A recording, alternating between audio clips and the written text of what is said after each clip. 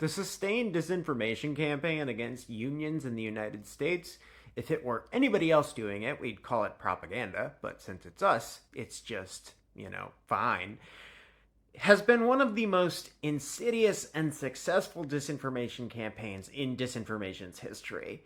I mean, practically since the inception of the labor movement in this country, the opponents of it have been trying to tie it with, everything that's evil, despite the fact that it really is just an earnest expression of people's desire to be treated fairly at work.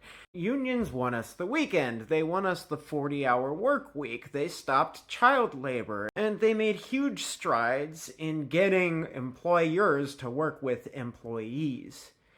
But that has been steadily eroded over the last century. I remember when I was in high school in economics, I was explicitly taught that unions are old hat, out of fashion. They're no longer necessary because we want all the protections and we don't need any more help. Well, what has that done for us? We have seen all of the progress we made with the labor movement steadily eroded over the last century, and we're now having to fight for some of the things we had already won. Thankfully, it does seem like there's a labor revival going on in this country, and we're finally starting to see things pushed for that have been relevant for nearly a century now.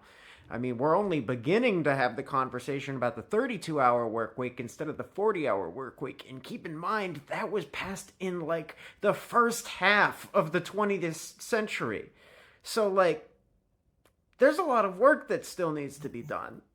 And we're not going to do it without unions.